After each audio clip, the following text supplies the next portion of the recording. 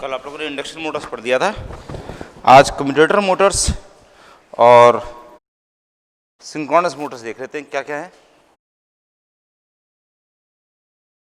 Commutator Motors basically क्या है, जिनके अंदर कम्यूटेटर लगा रखा है आपने। डीसी सीरीज मोटर जो होती है उसमें अगर आप एसी सप्लाई दे दें तो देखो क्या हो रहा है। डीसी सीरीज मोटर का कंस्ट्रक्शन कैसा होता है, जैसे ये वाला डायग्राम अगर आप याद कर रहे हैं, इसमें नॉर्थ है, साउथ है और इसमें मान लीजिए करंट ऐसे भेजी हुई है। तो मोटर है तो लेफ्ट हैंड रूल लगाते हैं, डीसी मोटर बना रखी है। नॉर्थ साउथ की तरफ फर्स्ट फिंगर, इसमें सेंटर फिंगर बाहर की तरफ आ रहा है, इसका मतलब ये अपवर्ड जाएगा, ये ऊपर जा रहा है, ये नीचे जा रहा है, इस तरह घूम रहा है। अगर आप डीसी सीरीज मोटर में इसी के अंदर डीसी के बजाय अगर एसी सप्लाई दे दें तब भी ये मोटर काम करती रहेगी। क्यों? क्योंकि एक बार कंडीशन ये होगी, दोनों में सेम सप्लाई जा रही है। ये याद रखिए कि जो आर्मेचर है, आर्मेचर के अंदर जो सप्लाई जा रही है वही सप्लाई फील्ड के अंदर भी जा रही है। सेम करंट है, सेम करंट फील्ड के अंदर और आर्मेचर के अंदर होती जा रही है। तो अगर आर्मेचर में अगर करंट चेंज हो जाएगी तो फील्ड के अंदर भी चेंज हो रही है, दोनों के अंदर करंट से डायरेक्शन हो रहा है। तो अगर ये कंडीशन है तो भी जो टॉर्क है वो इस तरह बन रहा है। और अगर आप दूसरी कंडीशन देखते हैं जिसमें डायरेक्शन ऑफ करंट, मतलब एक पॉजिटिव साइकिल आई, एक नेगेटिव साइकिल आई, तो पॉजिटिव साइकिल के टाइम पे ये नॉर्थ बना, ये साउथ बना, इसमें डॉट था, इसमें क्रॉस था। जब नेगेटिव साइकिल आई तब क्या हुआ, ये साउथ हो गया, ये नॉर्थ हो गया, लेकिन इसके साथ में ये वाला डॉट हो गया और ये वाला क्रॉस हो गया, दोनों चीज़ बदल गई। अब ऐसे में अगर देखते हैं नॉर्थ से साउथ की तरफ अगर फर्स्ट फिंगर करें और सेंटर फिंगर बाहर की तरफ करें तो इसका डायरेक्शन अगेन नीचे की तरफ आ रहा है, इसको ऊपर की तरफ आ रहा है। तो दोनों तरीके से अगर आप इसमें एसी सप्लाई दे देते हैं तो इसमें दोनों तरीके से, चाहे पॉजिटिव साइकिल आए चाहे नेगेटिव साइकिल आए, दोनों कंडीशन में इसमें टॉर्क एक ही तरह बन रहा है। तो डीसी सीरीज मोटर में अगर आप एसी सप्लाई दे दें तो भी वो अच्छी तरह से रन करती रह सकती है। उसके अंदर कुछ प्रॉब्लम्स आती हैं, लेकिन प्रिंसिपली स्पीकिंग अगर आप डीसी सीरीज मोटर के अंदर एसी सप्लाई दे दें तो वो एसी सीरीज मोटर की तरह वर्क करती है। एसी सीरीज मोटर एक बहुत ज़्यादा यूज़ होने वाली मोटर है। एसी सीरीज मोटर बहुत ज़्यादा यूज़ होने वाली मोटर है। जितने भी ट्रैक्शन पर्पसेस होते हैं, रेलवे इंजन से होते हैं, उन सब के अंदर जो मोटर लगी हुई है that is basically AC series motor only. Induction motor पहले लगाते थे, 3 फेज इंडक्शन मोटर, लेकिन अब एसी सीरीज मोटर सब जगह इस्तेमाल हो रही है। तो अब ये वाली चीज़ देखिए कि अगर आप इसके अंदर सप्लाई एसी दे दें, डीसी सीरीज मोटर के अंदर ही एसी सप्लाई क्यों ना दे दें और क्यों उसको स्टार्ट नहीं कर दें, उसका रीज़न क्या क्या है। पहली चीज़ कि टॉर्क कांस्टेंट मैग्नीट्यूड की नहीं होती। टॉर्क जो डेवलप होती है कांस्टेंट मैग्नीट्यूड की नहीं है। क्यों? पल्सेटिंग है टॉर्क। टॉर्क जो डेवलप होगी वो बेसिकली किस तरह की होगी, यूं फिर यूं फिर यूं। टॉर्क है सिर्फ एक ही डायरेक्शन के अंदर, डायरेक्शन एक ही है, लेकिन बढ़ रही है कम हो रही है, बढ़ रही है कम हो रही है, पल्सेटिंग नेचर है। क्योंकि करंट का और फ्लक्स दोनों का जो मैग्नीट्यूड है वो बढ़ता जाएगा, मैक्सिमम जाएगा, फिर उसके बाद कम होना शुरू हो जाएगा। इसीलिए जो टॉर्क भी डेवलप हुई that is of pulsating nature. तो ये प्रॉब्लम है। दूसरी चीज, ऑल्टरनेटिंग करंट अगर जा रहे हैं तो इसका मतलब एडी करंट सबसे पहले इंड्यूस होने शुरू हो जाते हैं। तो एडी करंट की वजह से इसके अंदर जितने लॉसेस होते हैं दे आर डिफरेंट, वो होने शुरू हो जाते हैं। और इसके अलावा इसका जो कंस्ट्रक्शन है वो ऐसा होता है कि फील्ड वाइंडिंग और आर्मेचर जो होते हैं दे आर इन क्वाड्रेचर। तो क्वाड्रेचर लॉसेस उसके अंदर और बहुत ज़्यादा होने शुरू हो जाते हैं, इंडक्टिव लॉसेस उसके अंदर होने शुरू हो जाते हैं काफ़ी। तो उससे बचने के लिए आप क्या करते हैं, एसी जो सीरीज मोटर के अंदर कुछ डिज़ाइन मॉडिफिकेशंस करते हैं, डिज़ाइन के अंदर कुछ चेंज करते हैं जिससे कि वो इफेक्टिव रनिंग कर सके और एफिशिएंसी उसकी बहुत अच्छी हो जाए। पहला काम ये करते हैं कि एडी करंट लॉसेस को रिड्यूस करने के लिए जितना मैग्नेटिक सर्किट है उसके अंदर क्या करेंगे, एडी करंट लॉस रिड्यूस करने के लिए क्या करते हैं, लेमिनेशंस करते हैं। तो एडी करंट लॉसेस से बचने के लिए लेमिनेशंस करते हैं। लेमिनेशंस का मतलब सब लोगों को आता है, जैसे ट्रांसफार्मर कोर देखी होगी, पतले पतले लेमिनेशंस लगा देते हैं। एक लेमिनेशन के ऊपर वार्निश की कोटिंग लगाई, फिर दूसरा लेमिनेशन चिपका दिया, इस तरह का पूरा पूरा बंच बना दिया। दूसरा क्या है, सीरीज फील्ड की जो रिएक्टेंस है, इंडक्टिव रिएक्टेंस, उसको रिड्यूस करने का तो आपके पास तरीका क्या है, आप उसके नंबर ऑफ टर्न्स वो रिड्यूस कर दीजिए। नंबर ऑफ टर्न्स रिड्यूस कर देंगे, जितना नंबर ऑफ टर्न्स रिड्यूस कर देंगे उतनी उसकी इंडक्टेंस कम हो जाएगी। लेकिन उसकी वजह से नुकसान क्या हो जाएगा, एक और नंबर ऑफ टर्न्स रिड्यूस करने की वजह से नुकसान क्या हो सकता है, फील्ड जो है, जो फील्ड फ्लक्स निकल रहा है वो फ्लक्स भी कम हो जाएगा। अब अगर फ्लक्स अगर कम हो जाएगा तो क्या होगा, तो अगर आपने नंबर ऑफ फील्ड टर्न्स अगर कम कर दिए तो उसकी वजह से उसकी इंडक्टेंस कम हो जाएगी, लेकिन इंडक्टेंस के साथ साथ में उसका जो फ्लक्स है वो फ्लक्स कम हो जाएगा। फ्लक्स कम हो जाएगा इसका मतलब उसकी वजह से जो जितनी भी टॉर्क बन रही थी, टॉर्क वैक्यूम में जितना भी था वो सारा सारा कम हो जाएगा। तो उससे बचने के लिए आप क्या करते हैं, you increase the number of armature conductors, conductors increase कर देते हैं। नंबर ऑफ टर्न्स आपने इंक्रीज कर दिए तो इसकी वजह से इंडक्टेंस कम हो गई, लेकिन इसके साथ फ्लक्स भी कम हो गया। तो आपने क्या काम कर रखा है कि you increase the number of armature conductors, कि उतने ही फ्लक्स में से ज्यादा आपको आउटपुट मिलना शुरू हो जाए, इसलिए आप नंबर ऑफ आर्मेचर कंडक्टर्स उसके अंदर इंक्रीज कर देते हैं। ये वाली चीज। और इंक्रीज जब आप करते हैं आर्मेचर कंडक्टर्स तो उसकी वजह से जो आर्मेचर है, आर्मेचर की इंडक्टेंस बढ़ जाती है। तब ये नई तरह की प्रॉब्लम आ गई, आर्मेचर की जो इंडक्टेंस है वो बढ़ गई। तो उससे बचने के लिए आप क्या करते हैं, you employ something which is called compensating winding. Compensating winding जो होती है वो इंक्रीज्ड आर्मेचर इंडक्टेंस का इफेक्ट काटने के, कैंसिल करने के काम में आती है। कंपनसेटिंग वाइंडिंग लगाने के दो तरीके होते हैं, इंडक्टिवली कपल्ड और कंडक्टिवली कपल्ड। तो इसी के अंदर अगर आपने इसी के साथ साथ अगर ये काम कर दिया,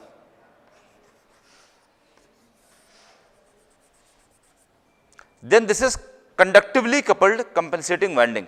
कंपनसेटिंग वाइंडिंग क्या है, दोबारा मैं बता रहा हूं, अगर आपने number of turns in field winding, number of turns अगर कम कर दिए, इसको रिड्यूस कर दिया, तो इसकी वजह से जो फ्लक्स है, फ्लक्स की वैल्यू भी कम हो जाएगी। तो इससे बचने के लिए आप number of armature conductors increase कर देते हैं। इसकी वजह से जेड आर्मेचर कंडक्टर्स जो है उनकी जो इंपीडेंस है, इंडक्टेंस है, इंडक्टेंस ये बढ़ जाती है। ये एल जेड कहा जाए इसको, L Z, inductance of armature conductors, this increases. तो इससे बचने के लिए आप क्या करते हैं, you employ something which is called compensating winding. Compensating winding जो इंक्रीज आर्मेचर इंडक्टेंस है उसका इफेक्ट कैंसिल करने के काम में आती है। तो आपने एक चीज बढ़ाई, उसकी वजह से दूसरी चीज बढ़ गई, उसको कैंसिल किया, फिर उसकी वजह से तीसरी चीज बढ़ गई, तीसरी चीज कैंसिल कर दिया, फाइनली आपका सिस्टम स्टेबल हो गया। और इसके अलावा एक होती है short circuited inductively coupled compensating winding. Inductively coupled कैसी होती है, वो होती है ऐसी, ये ट्रांसफार्मर में जैसे म्यूचुअल इंडक्शन होता है, म्यूचुअल इंडक्शन से जैसे उसके अंदर सप्लाई क्रिएट हो जाती है, उस तरह से इसके अंदर सप्लाई क्रिएट हो जाती है म्यूचुअल इंडक्शन से। और इसका पर्पस, अगेन पर्पस क्या है, इसके अंदर जो भी करंट इसके अंदर फ्लो करेगा उसकी वजह से जो इंडक्टेंस होगी, दैट इंडक्टेंस विल या इसका जो भी एफर्ट निकल के आने वाला, that works in opposition to the inductance of armature, उसका इफेक्ट कैंसिल करने के काम में आती है।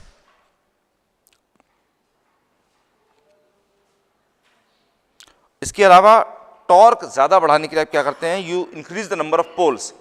पोल्स इसके अंदर बहुत ज्यादा इंक्रीज कर देते हैं, लेकिन उसकी भी एक लिमिट है, नहीं तो आपकी स्पीड बहुत ज्यादा इफेक्ट हो जाती है, स्पीड की वैल्यू बहुत कम हो जाती है।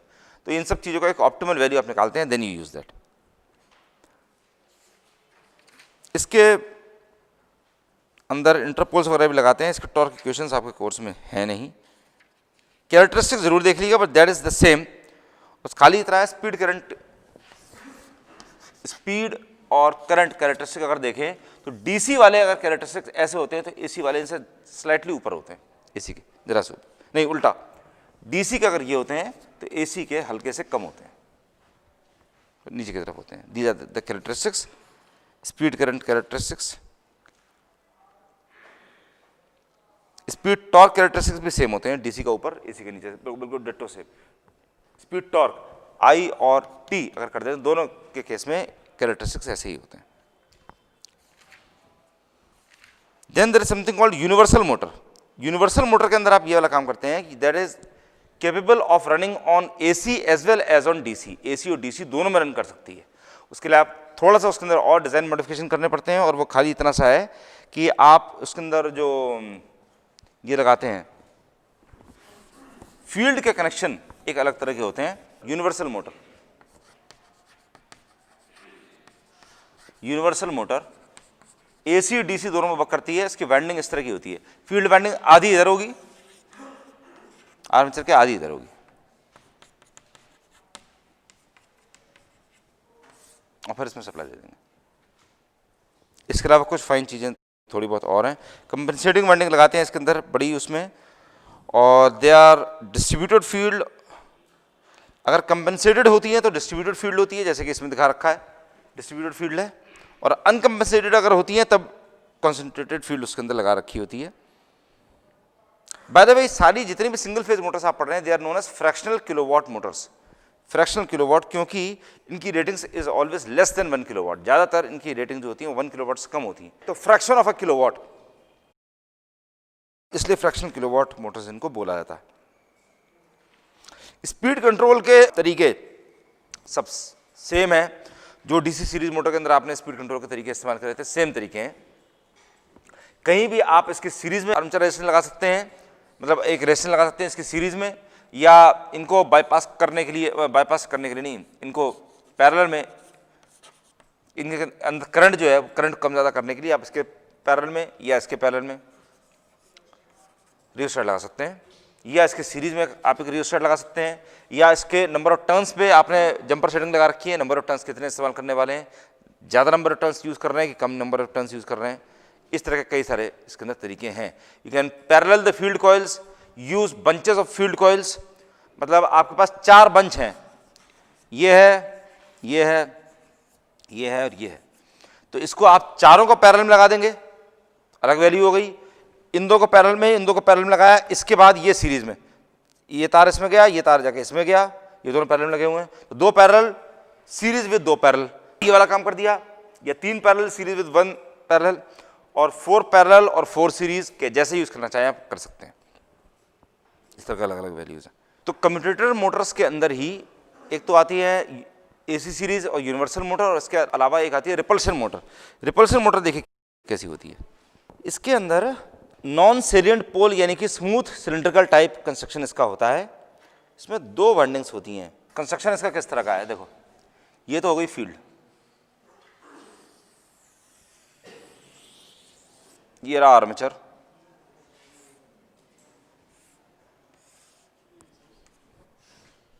और इसके अंदर आपने इसके यहां पे लगे हुए हैं आर्मेचर कंडक्टर्स।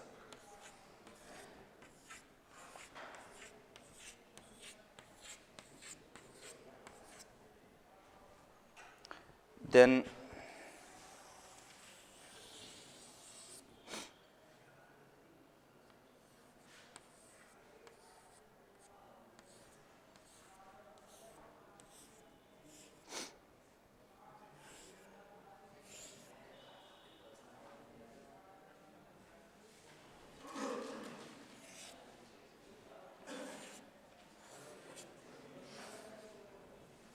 ये बेसिकली इसमें लपेट रखा है, और इनके सारे कनेक्शंस जो हैं वो आ रहे हैं इस कम्यूटेटर पे।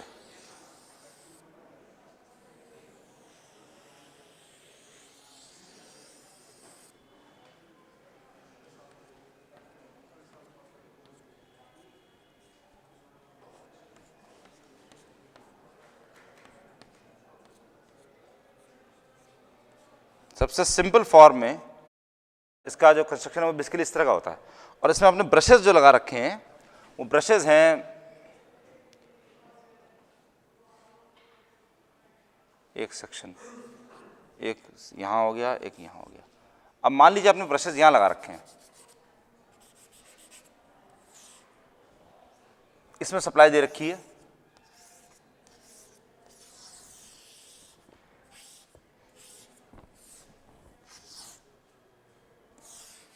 इसके अंदर सप्लाई दे रखी है। अब देखो 2 कंडीशन पॉसिबल है। एक कंडीशन क्या पॉसिबल है कि इसमें जब पोल्स बने, इसके अंदर और इसके अंदर जिस टाइम पोल्स बने, और ये ब्रश एक्सिस जो है वो आपने जो मैग्नेटिक फील्ड एक्सिस है, 2 तरह के एक्सिस में वर्क कर रही है, एक तो नॉर्थ पोल और साउथ पोल, इनके बीच में जो भी बनेगा इसकी एक एक्सिस तो ये हो गई। इसके अलावा दोनों पोल्स के बीच में जो न्यूट्रल एक्सिस है, that neutral axis, magnetic neutral axis, वो एक्सिस ये वाली हो गई। अगर आपने ब्रशेस की पोजीशन बिल्कुल पूरी तरह से मैग्नेटिक फील्ड एक्सिस पर रखी तो प्रॉब्लम इसके अंदर क्या आती है कि जो भी इसका फोर्स बन रहा है वो दोनों तरफ, इधर से इसके ऊपर और इधर से इसके ऊपर, दोनों तरफ बिल्कुल एग्जैक्टली सिमिलर बन रहा है, बराबर बराबर फोर्स है। तो वो ना तो इधर घूम पा रहा है ना इधर घूम पा रहा है, स्टार्टिंग टॉर्क उसके अंदर नहीं मिल पा रही है, वो किसी भी डायरेक्शन में घूमना स्टार्ट नहीं कर पा रहा है, ना इधर ना उधर, क्योंकि दोनों तरफ बराबर बराबर फोर्स डिस्ट्रीब्यूटेड है। इसके इधर के कंडक्टर्स और इसके इधर के कंडक्टर्स जो है उनके ऊपर बराबर बराबर फोर्स डिस्ट्रीब्यूटेड है। अगर यही इसके बजाय आप दूसरा काम कर दें और ब्रशेस की पोजीशन यहां से हटा करके आपने कर दी ऐसी along this line, थोड़ा ऊपर की तरफ दिख रहा है, this has to be in centre. तो ये अगर आपने बिल्कुल ब्रशेस की एक्सिस बिल्कुल मैग्नेटिक न्यूट्रल एक्सिस के ऊपर अगर रख दी तब भी वही प्रॉब्लम आ रही है। जो इधर से फोर्स बन रहा है वो इधर से फोर्स जो बन रहा है, दोनों एग्जैक्टली पूरी तरह से एक दूसरे को कैंसिल आउट कर रहे हैं। तो अगेन इसकी वजह से भी मोटर ना तो इधर घूम पा रही है ना उधर घूम पा रही है। तो इसके लिए आप करते क्या है, you choose an optimal angle in between. आपने ब्रशेस को रखा इस तरह से,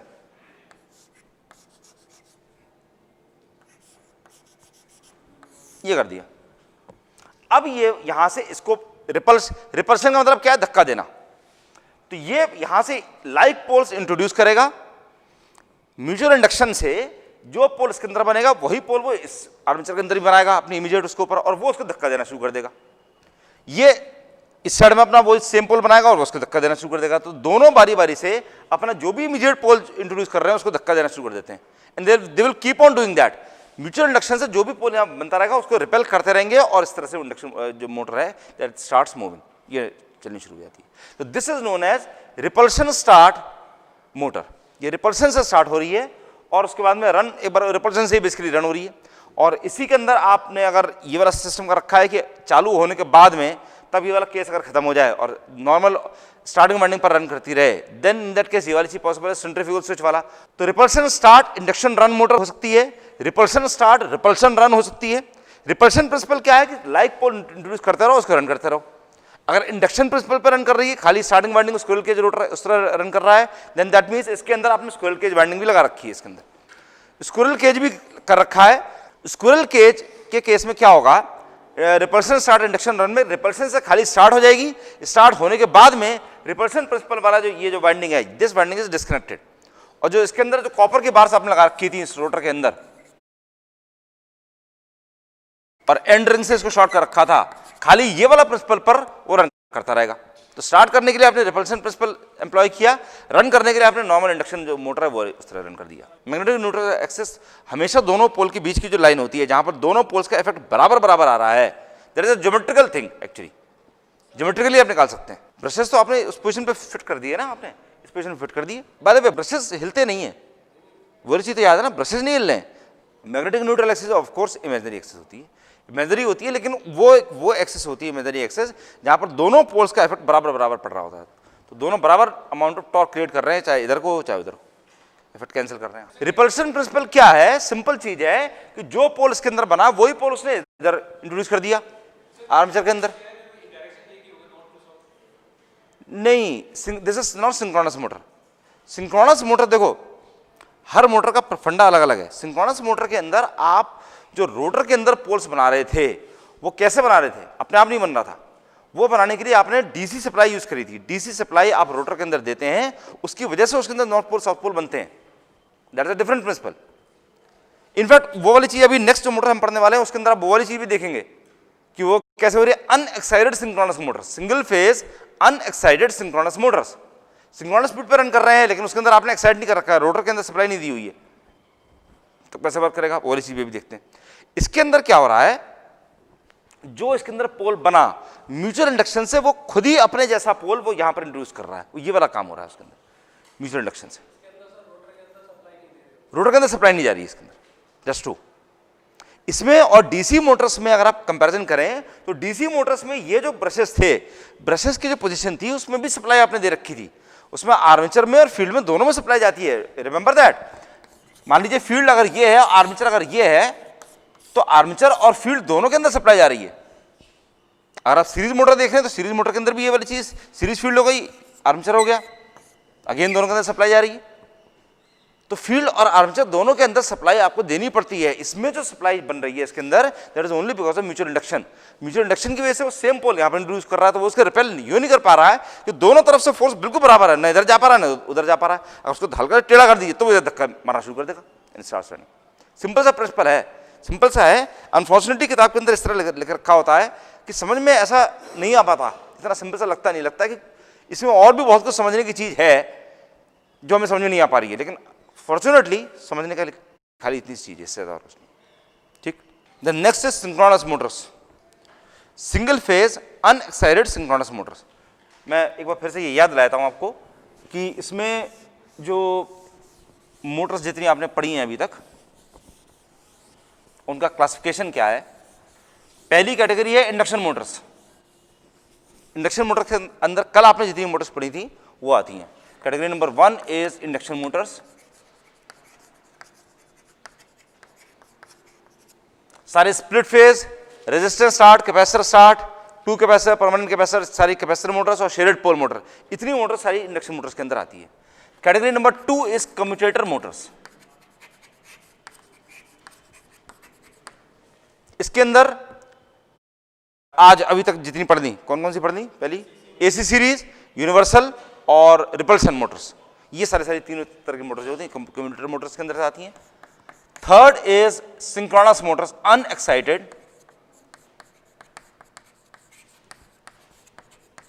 सिंक्रोनस मोटर्स, इसके अंदर दो तरह की आती हैं। First is reluctance motor, reluctance, और दूसरी है हिस्टैरिसीस मोटर।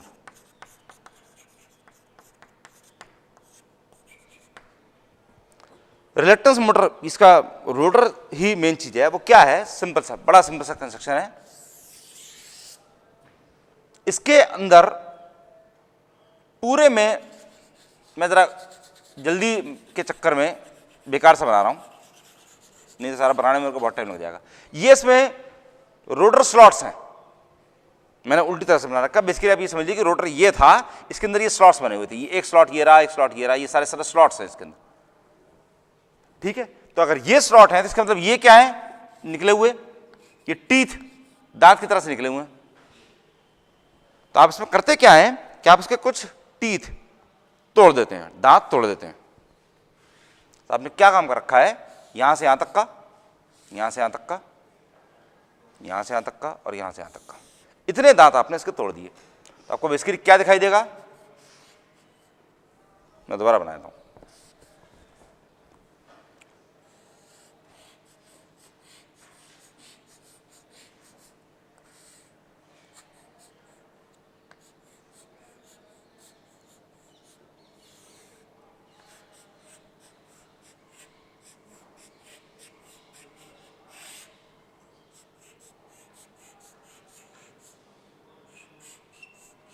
ये बन गया रोटर, ऐसा हो गया इसका।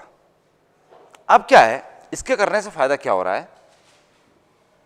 ये जो एक्सेस अगर आप देख रहे हैं, ये वाली एक्सेस, ये वाली एक्सेस, इन दोनों एक्सेस की जो रिलक्टेंस है वो अलग तरह की है। इस एक्सेस की और इस एक्सेस की जो रिलक्टेंस है वो अलग तरह की है, अलग है। तो ये वाली एक्सेस और ये वाली एक्सेस अगर देखते हैं तो इसकी, इस पाथ की रिलक्टेंस ज्यादा है, इसकी और इसकी रिलक्टेंस कम है। तो आपने जैसे ही सप्लाई दी, पोल्स के अंदर जैसी सप्लाई पहुंची, सप्लाई पहुंचने की वजह से क्या होता है, मोटर का जो रोटर है वो ऑटोमेटिकली मिनिमम रिलक्टेंस पाथ ढूंढने की कोशिश करता है। ऊपर भी पोल है, नीचे भी पोल है, नॉर्थ से साउथ तक फ्लक्स जा रहा है। अब जो फ्लक्स जा रहा है, फ्लक्स जाने की वजह से क्या हो रहा है कि जैसे ही फ्लक्स ने एक पॉइंट से दूसरे पॉइंट तक पहुंचा, पल्सेटिंग है, लेकिन इसने, रोटर ने ऑटोमेटिकली अपने आप को अलाइन कर दिया, रोटर ने, to find out the path of minimum reluctance. सबसे कम रिलक्टेंस वाला जो पाथ है उसमें उसने आने की कोशिश की। उतनी देर में जो नेक्स्ट पोल सेट आ गया, उसके अंदर सप्लाई आ गई, तो वो अकॉर्डिंगली उसने आपको अलाइन करने की कोशिश करता है। इस तरह से वो मिनिमम रिलक्टेंस पाथ ढूंढने के लिए अपने आप को अलाइन करता रहता है, और मिनिमम रिलक्टेंस पाथ जब तक उसको मिलता रहेगा वो अपने आप को उसी ऑर्डर में, उसी स्पीड में रन करता रहेगा। तो ये अपने आप इंडक्शन मोटर की तरह, ये याद है कि सिंक्रोनस मोटर का हमारा तरीका क्या था? इंडक्शन मोटर की तरह स्टार्ट करते थे और सिंक्रोनस मोटर की तरह run.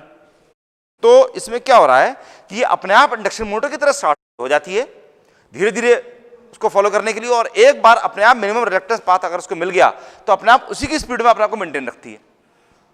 So this is a very unique kind of single phase motor, जिसके अंदर इंडक्शन प्रिंसिपल और सिंक्रोनस वाला प्रिंसिपल, 3 फेज इंडक्शन मोटर और 3 फेज सिंक्रोनस मोटर वाला, दोनों प्रिंसिपल अपने आप इसके अंदर काम कर रहे हैं और अपने आप रन करे जा रहे हैं, ठीक। तो this is basically reluctance motor, ये वाली थी रिलक्टेंस मोटर। हिस्टैरिसीस मोटर का रोटर बनाना बड़ा आसान काम है।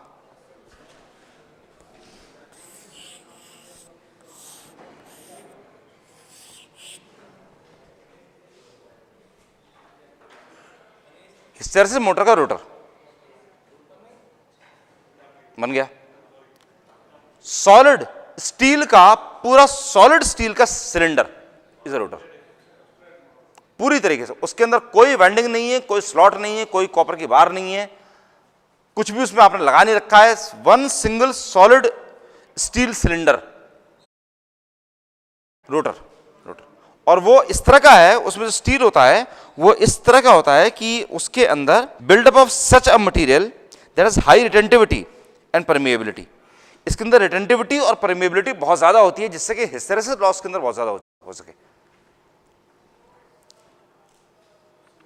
हिस्टेरेसिस लॉस मैक्सिमम इसके अंदर होना चाहिए। किस चीज का बना हुआ है? कोबाल्ट और क्रोम स्टील का बना हुआ होता है।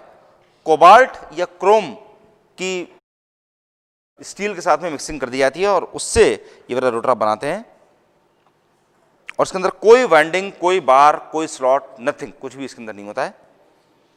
और इसमें बेसिकली होता क्या है कि जब इसके अंदर बाय द वे वाइंडिंग आपने लगा रखी है, फील्ड स्टार्टिंग वाइंडिंग और मेन वाइंडिंग दोनों लगा रखी है आपने इसके अंदर, तो उसकी वजह से जब रिवॉल्विंग मैग्नेटिक फील्ड जब बनती है तो वो इसके अंदर हिस्टेरेसिस लॉस क्रिएट करती है बहुत सारा, क्योंकि बिकॉज ये सॉलिड सिलेंडर, इसलिए इसके अंदर हिस्टेरेसिस लॉस मैक्सिमम होता है।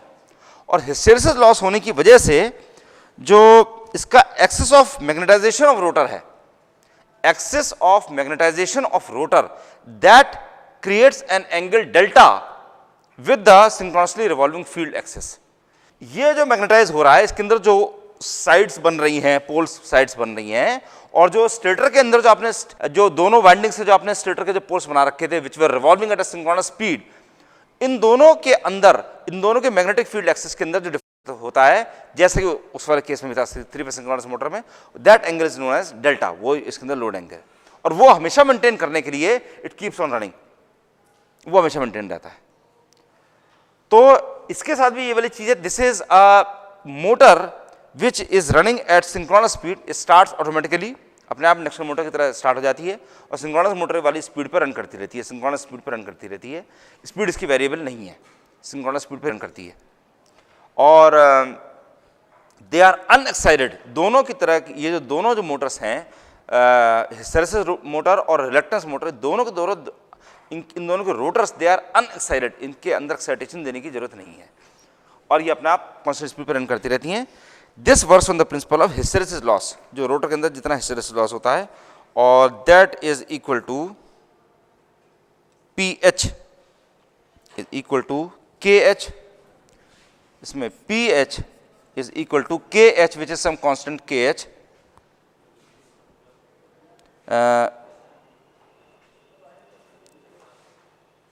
अच्छा, F2 into B max, F2 into B max to the power of 1.6, where F2 is equal to,